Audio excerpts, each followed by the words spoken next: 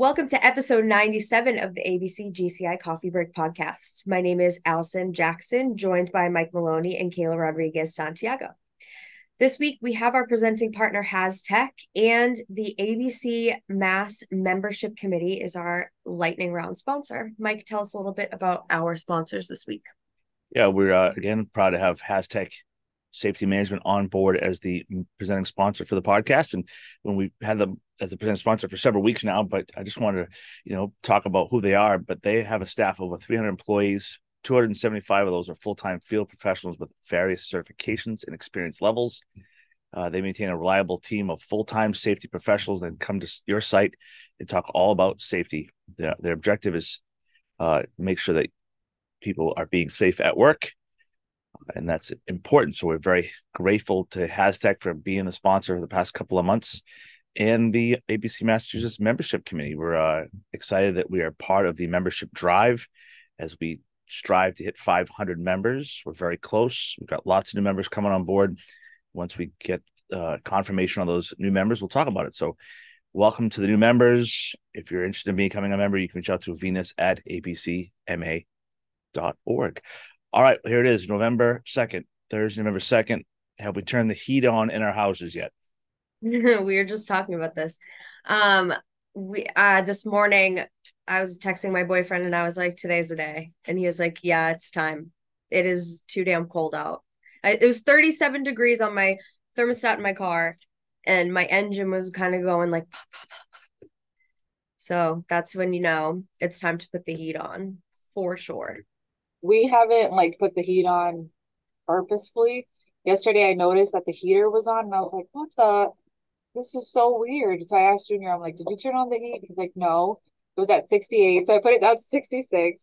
Hopefully With that Mr. keeps, Gray. yeah. Mr. Gray's like, listen, It's like, I'm it's paying the cold. bills. I'm home all day. You guys are out. I need the heat. He has a whole blanket that he just cuddles up in. But yeah, it's been cold. I had to open all the windows yesterday and all the fans. Open. Yeah, I had to leave them open and all the doors. I was telling Mike that I forgot that I left the stove top on and the flame went out. And so I'm sitting in 2 hours of just carbon monoxide.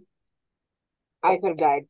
I'm And happy. I'm happy you're here today. yes, Yeah, yeah, I hate it. my brain is not there. So yeah, finally, I'm glad that everything's okay. Oh my God. Yeah, Yeah. it's okay too. But I guess if I didn't answer your question, no, I have not. But if you asked me this tomorrow morning, I would have said, yes, I certainly have. Getting cold. It was 78 here on Saturday, 80 degrees, 85 on Saturday, 55 It Sunday. was almost 90 in Yeah, Salem. It was yeah. 86 degrees in Salem, Massachusetts It's on 38 Saturday. here And it is today. So 37 degrees today. This is how people get sick. So yeah, Yeah, people I'm get sick. feeling it a little. I don't like this. So you see, get your Theraflu, Get your your Theraflu Mucinex. and stay warm. It's gonna be cold next couple of days. But as usual on the podcast, we do like to talk about some wild and wacky news. And this week's wild and wacky news is Taiwan doctors remove small spider from woman's ear canal. A 64-year-old woman in 64-year-old woman in Taiwan who heard clicking and rustling sounds for several days turned out to have a small spider in her ear canal. Co-wrote a case report for the New England Journal of Medicine detailing the case of a woman who sought treatment in April. They pulled the small spider out and its discarded exoskeleton inside the woman's ear. The spider's presence, because it was only 2 to 3 millimeters in size, or a tenth of an inch. Pod Squad, what do you think? I need you to know that this is truly one of my biggest fears, a bug being in my ear and you can't get it out. That would change me. I think that would change me on a chemical level. I would be different Like, forever. you scratch, my ears itchy. Was anybody hear rustling sounds? And they go to the doctor, they pull out this spider No, and an exoskeleton. I'm out. I almost wouldn't even want to know. I almost would want them to be like, you had so much earwax. It was so crazy. Just go home, you're good. And never tell me that. You can tell, my partner, whoever I'm with, whoever took me, let them know and tell them never to tell me. unless they feel it's the right time, which is never. I would I would never be able to be like comfortable or feel like safe again. Like I feel like I'd have to wear earplugs all the time because I would be so stressed. I'd plug them. I would like, no, I don't need to hear. I don't care. I I don't need hate bugs, so I hear you about that. It kind of reminds me of so on TikTok they have all these episodes of like the emergency room shows, right? Mhm. And so there was this one where the lady was like, I have a bunch of migraines going on. I don't know what's happening. So as the doctor is talking to her, it looks like a slug coming out of her nose. So she ends up pulling it out and it's a leech. I was like, that is so gross. So I'm just terrified of anything like that happening. Can you imagine? You No, have a spider living in your brain and they no. created a whole web. They probably had babies in there. Stop. No, I'm good. Can you That's imagine? that's the thing. It's like, what if it lays eggs? I'm sorry. And then No. you have a whole nest in there and it just keeps going and it's never ending. Yeah, no, I'm good. I'm gonna have nightmares tonight It's a about that. crazy story for Halloween. Well, But it's like, Halloween, you've heard Scary Stories to Tell in the Dark. Have you heard of that book? And there's that story in it of the woman, and she like had like a pimple or something, and she kept like scratching it. And then one day, a spider crawls out and all of its babies, and it just keeps coming out of her face. That's disgusting. That's probably like where this fear maybe unlocked for me because I read that book when I was really little, which like thanks mom, but yeah, not for me. Bugs are have never been for me. People that can be like be near bugs and not like get a chill up their spine or like freak out and run away. I admire you. I could never be you. I feel like you don't fear death. And I'm like, good for you. Invincible. Invincible. all right, so that's a good little wacky, wild story in the news to wrap up Halloween here as we head into November and upcoming Thanksgiving feast here. But this week's guest is a two-time guest here on the podcast. We got Luiza Mills. She is a senior vice president over at Interstate Electrical Services, and we were honored and pleased to have her with us. So let's hear it from Luiza.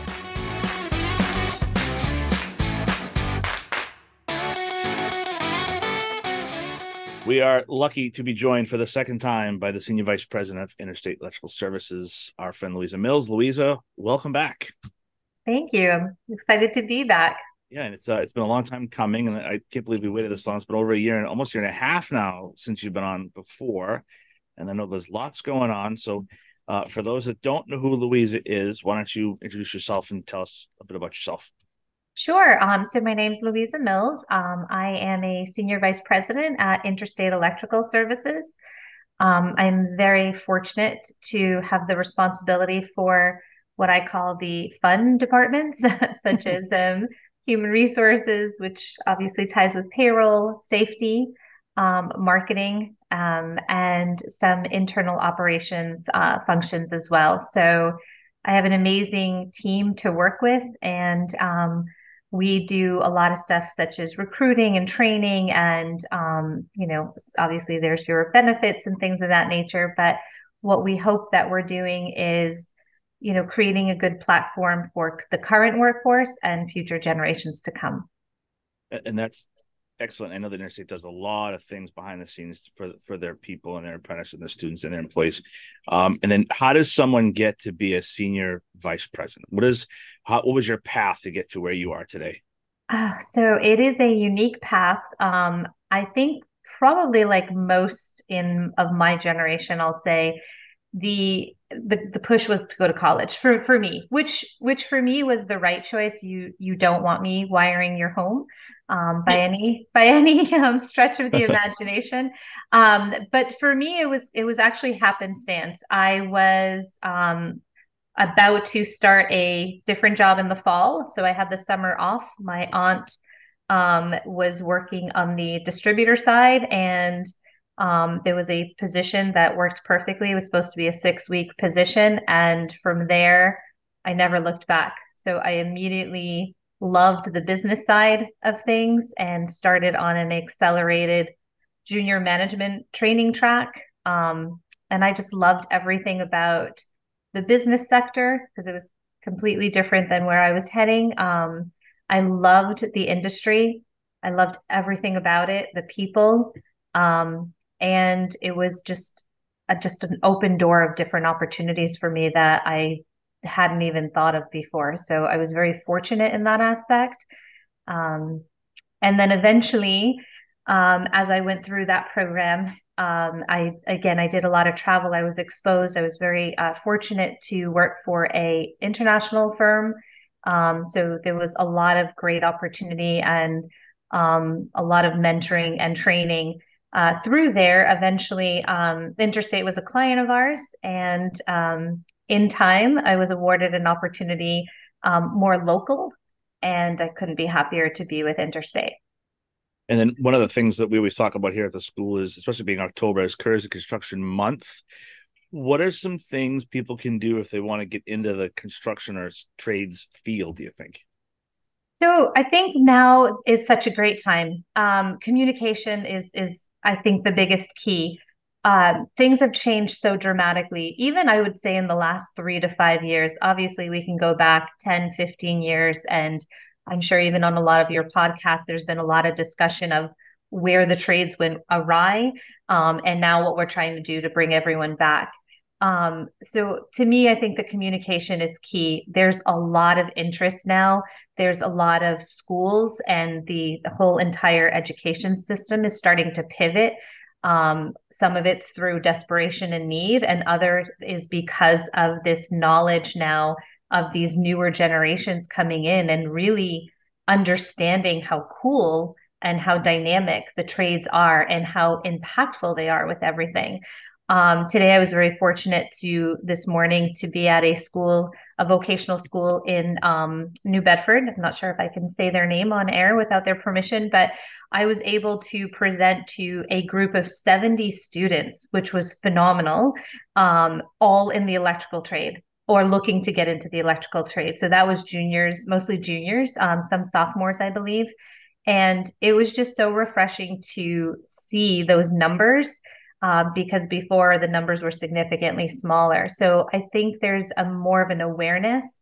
I think teachers are becoming more equipped that are outside of the vocational program.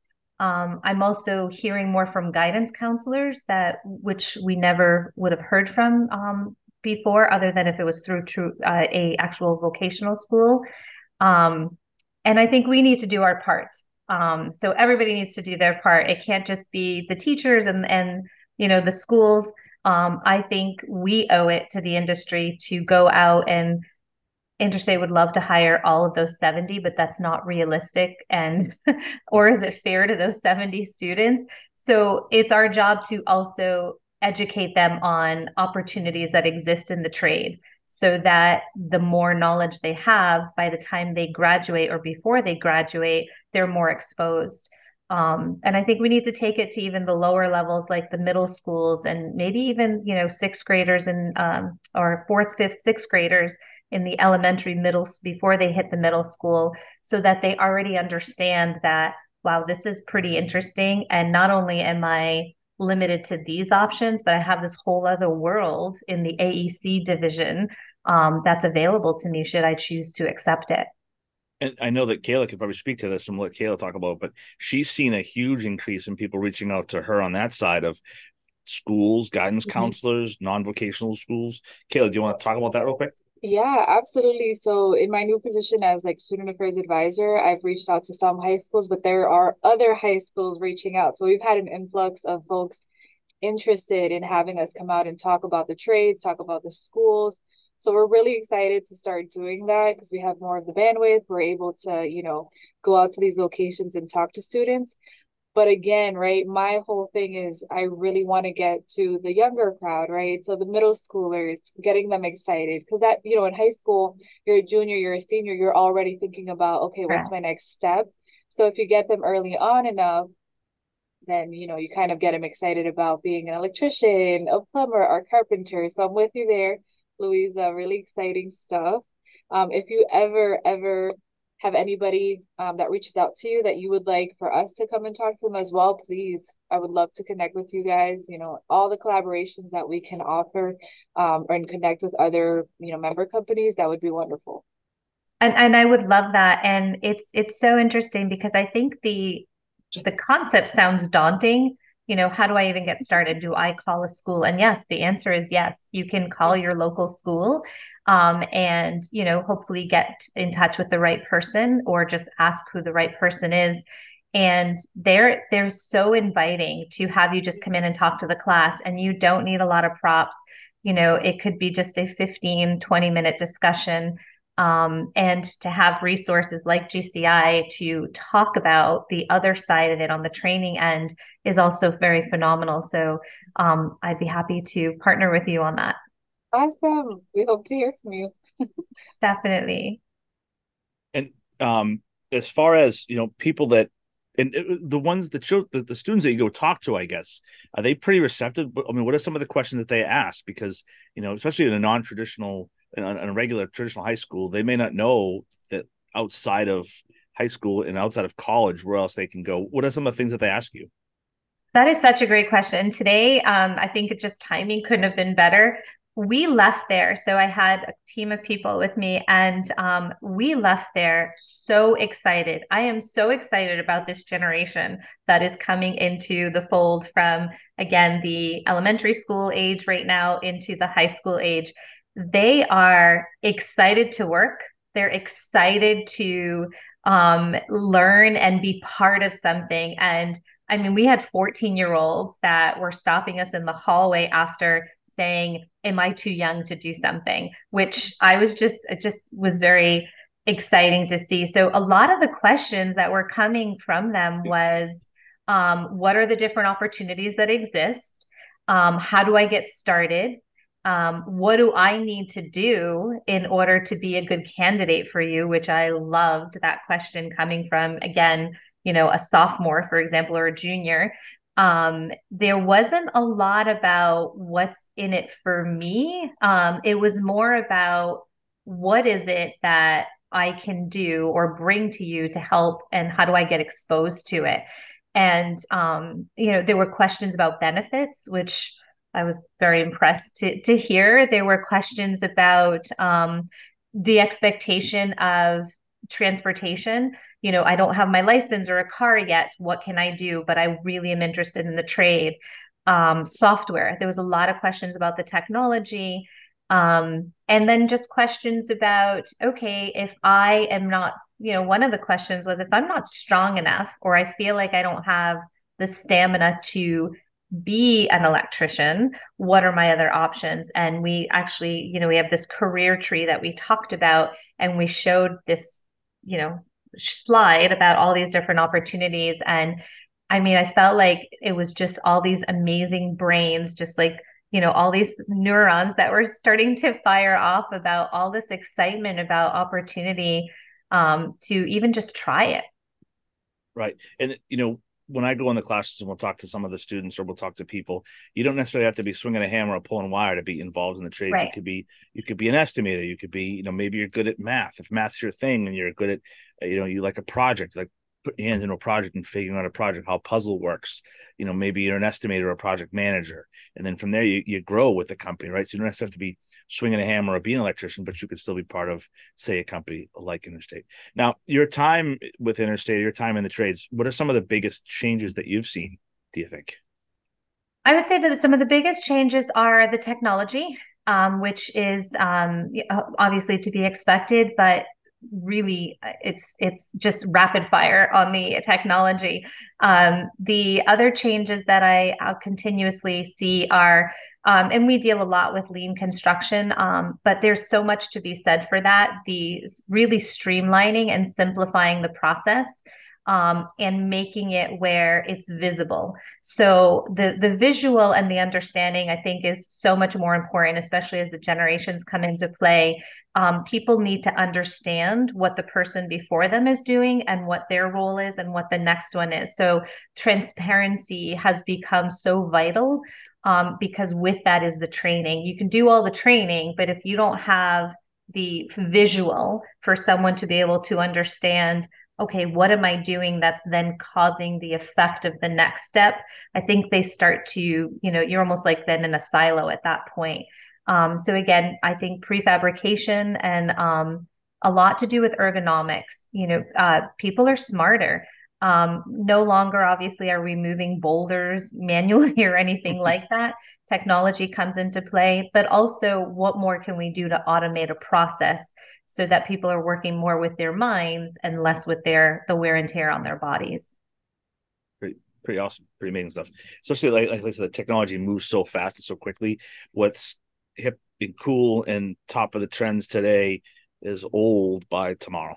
Right. With different technologies, the way people are working and the students.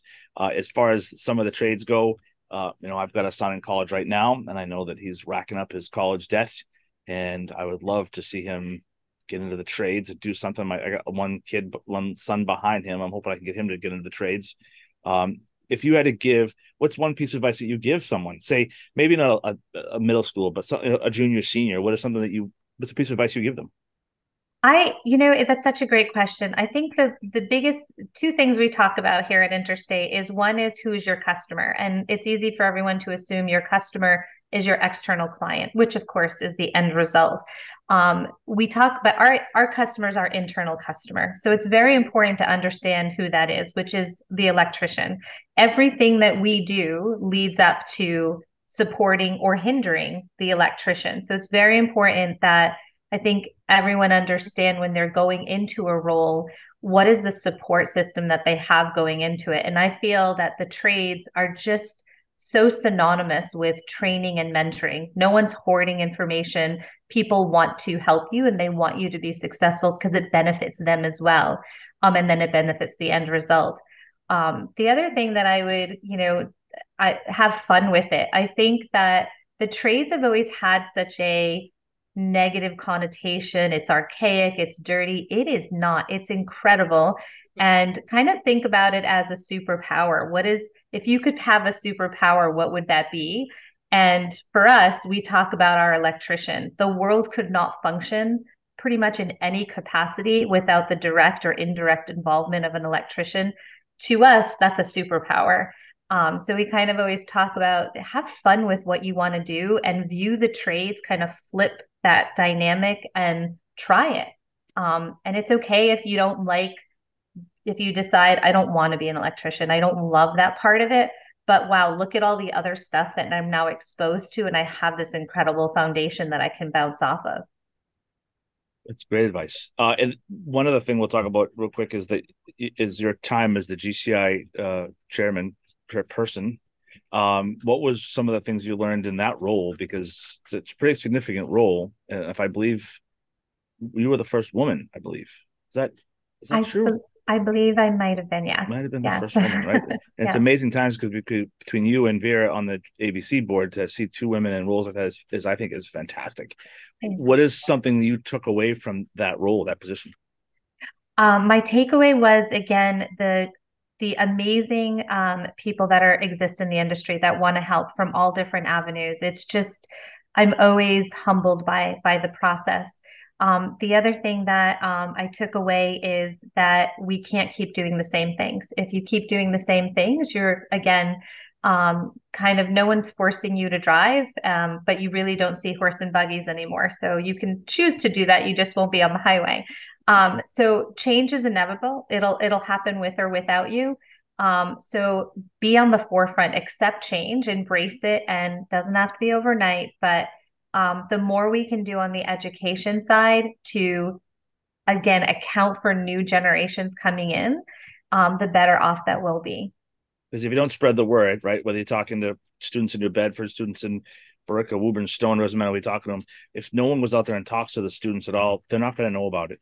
And then what happens with the trades? Then you've got no one in the trades, right? And there's a huge gap right now in the trades. People need to be in the trades. We need plumbers, electricians. You need those people to build our buildings and give us, lights in our house or plumbing in our bathrooms. All those people. What is next for you and the folks over at Interstate? If you could talk about it. Sure. So for us, we're always looking to, I think training is always on the forefront, and we really want to take it to that next level. We are also always looking at the advantages and the uses of technology. And then personally for us, we would love to see what we can do to bring on more women into the trades. Today was a great example. Out of the 70 students, it was a very small percentage of females that were in that classroom, and not because the school is doing anything wrong or the students. I think it's just still one of those things that, and I would love to be able to say we have the answer. We don't, and I don't think it's one answer. But the more we can do, I think strength in numbers, it would just be really phenomenal to be a nice offset in the trades. Yeah, I think you're right. I think it'd be nice to see this. There's no reason why there can't be more women and more women in the trades, which I don't understand why there's not more women in a lot of different things, whether it be playing Right. sport, professional sports, the trades, whatever, right? I think, but like you said, going out and educating people about the trades, and that you don't have to be the strongest person or the fastest person, but just a will to want to do. And if you can't lift something, someone helps you. It's no big deal. It's your passion, your knowledge, your caring for the trade. Allison or Kayla, anything for Luiza? Um, I'm here. I just don't have a video. Thank you so much, Luiza, just for being involved as much as you are. I know personally it's been really great working with you, and like any conversation that I've had with you about the trades, about the industry, all of that has been like really productive. And also I'm able to, it's just nice to kind of like talk shop with you because you have all of these really fantastic ideas and perspectives that I really appreciate. So Thank it's you. just been great to work with you. And I'm so happy to have you on the podcast for a second time and that I was able to be on it this time in a way without my camera working. But what are you gonna do? Thank you, Allison. I really appreciate that and love working with you as well. It's been phenomenal. Thanks, Lisa. No, I was just gonna say thank you again, Luiza, and again, I would love to connect with you moving forward with any and just a presentation that you were talking about that you showed, you were talking about the tree, like the career tree. So if you can share anything with us, that would be phenomenal. We want to keep advertising the trade, or not advertising, but like expressing how wonderful the trades are to the younger generation for sure. And like you said, they're a very special group of kids coming up. So yeah. Thank you so I would much. love to collaborate on it because again, we absolutely do not have all the answers at Yeah, all. And the more we can do, I think the better. absolutely.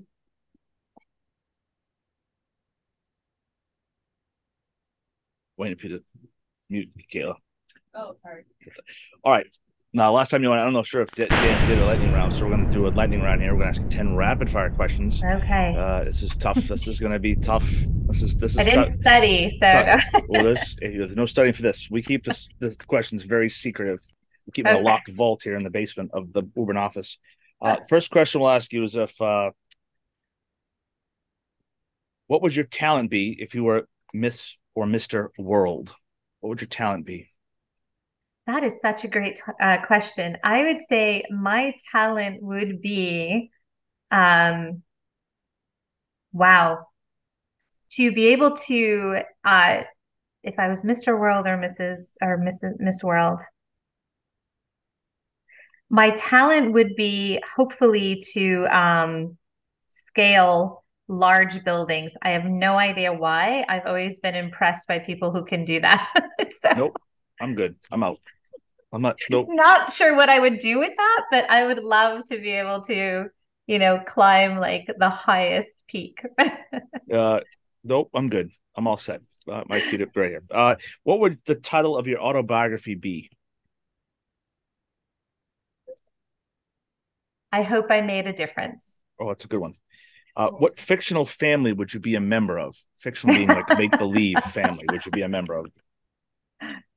I would be a member of the fictional, um, hmm, I would say the fictional world of make believe where koalas are running the world and making us, all happy. I co-sign that. Yeah, I I love co-sign that koalas. hard. I don't know. I like that idea. Your favorite breakfast food? My favorite breakfast food is an English muffin. If you had to delete all but 3 apps from your smartphone, which ones would you keep? You get to keep 3 apps on your smartphone. Okay, this is sad. I would definitely keep my email because I'm very connected to having a pulse on things. I would say the news, which again, not fun, and probably Facebook because I feel that that's how I can connect with a lot of people that I don't see on a regular basis. Would you rather have the ability to teleport or fly? Ooh, definitely teleport. Agree. What school subject was your favorite? My favorite school subject was anything to do with law. If you could have your own TV show, what would it be about? If I could have my own TV show, it would have to be a comedy because I think that life is too serious in general. So anything that would be funny with regards to probably family and work dynamics. Who was your childhood actor or actress crush?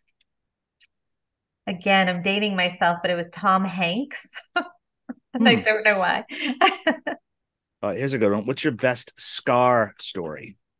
My best scar story is I am not a great skier. I always laugh saying I married into the wrong family because they're very outdoorsy and athletic, especially if winter sports.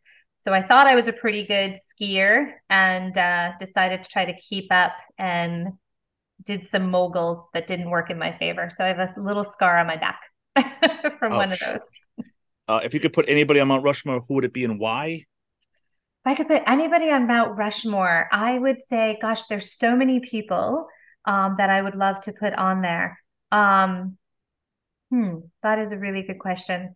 I would probably say, um, hmm,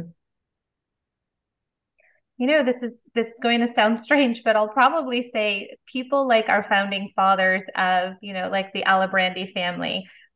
Here are two individuals, father and son, that are just not only, working for the business, but for, what can they do for the industry and trade. And I think that that is so representative and indicative of what we need today. So I would say them.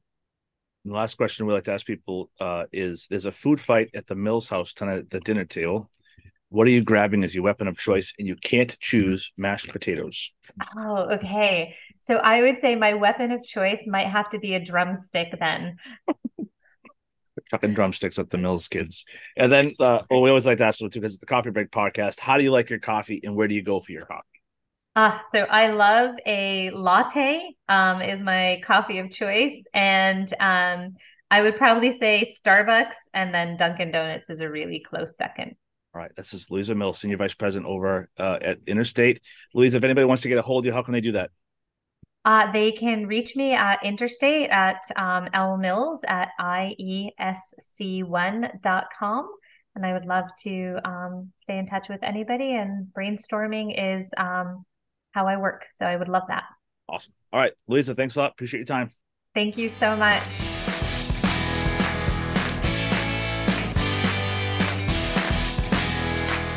All right, thank you so much, Luiza. That was awesome. It's always a pleasure speaking with you, and we are grateful that you came on a second time. We had some great conversations, but now we're moving forward into the trainings that are coming up. Allison, what do we have? Lots going on in November. So first we have the Construction Quality Management for Contractors class on November 15th at the ABC GCI Woburn office. Seats are filling up. So if you are thinking about getting into that class, sign up as soon as possible. Then on November 18th, we will have a hoist 1C 2A prep for exam, again at the ABC GCI Woburn office. And then a new class starting November 28th, Introduction to Electrical Estimating. That's going to be a Tuesday, Thursday class weekly through January 4th, 2024.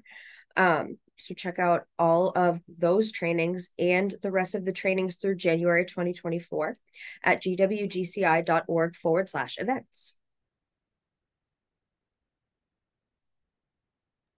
Slowly hit the unmute button. And now comes everyone's favorite part of the podcast. It is time for the news. And last week we had the unbelievable time. And this week's news is sponsored by Kenny and Sam's and Patriot Benefit Services.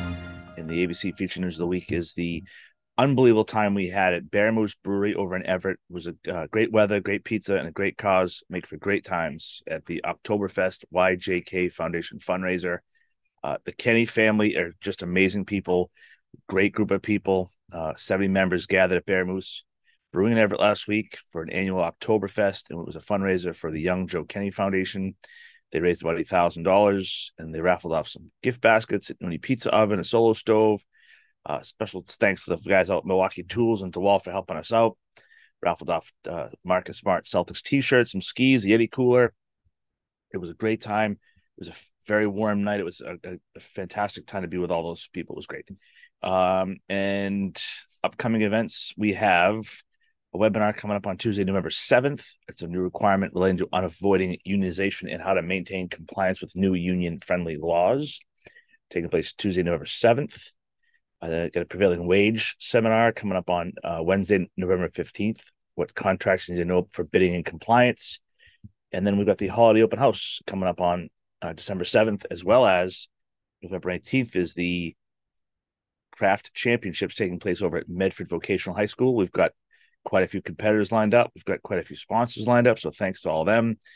If you want more information on that, you can reach out to Allison or Diane here at allison@gwgci.org. Some of the member updates include Bowdoin completes Boston Analytical Lab and Office expansion over in Salem, New Hampshire. So congratulations to them. And then Procopio begins construction on the Trails Edge townhome project in Wyndham, New Hampshire. The 68 luxury duplex duplex units. Each unit will feature designer kitchens, high-end finishes, and an attached garage. And then Nosek completes a 94-unit mixed-use apartment complex in Union Square, which is fantastic. It's a 94-unit apartment community that includes 2,000 square feet of ground floor retail. Its transit-oriented development is located in the heart of Union Square near 18 restaurants, 9 entertainment venues, and many public transportation options, including the new Green Line extension. And as always, if you want to be on the podcast, reach out to me, Mike at gwgci.org. I will say at the event last week, we did have the pleasure of meeting some listeners. So shout out to the folks over at New Horizon Finishes and the folks at Veterans Development Corp. Amanda, thanks everybody. Michael Sloan, those guys were great. It's nice to be at an event and be recognized, I guess. So I want to say thanks to them. And if you have any news you want to share, you can share it at communications@abcma.org. Newsletter goes out every week. And we're slowly grinding our way towards episode 100 here. So a couple of weeks away, we'll be celebrating the 100th episode, which is an amazing feat. We're going to give out some awards. We have an award for most listened to episode and most watched on YouTube. So stay tuned for that. We've got Excellence in Construction Awards coming out, which is going to be tonight. So good luck to all the people going and the winners. Congratulations. And as always, like, tag, follow, share. Allison, what do you got? Anything else? I think that's it. Thank you so much for listening. We'll catch you all next week.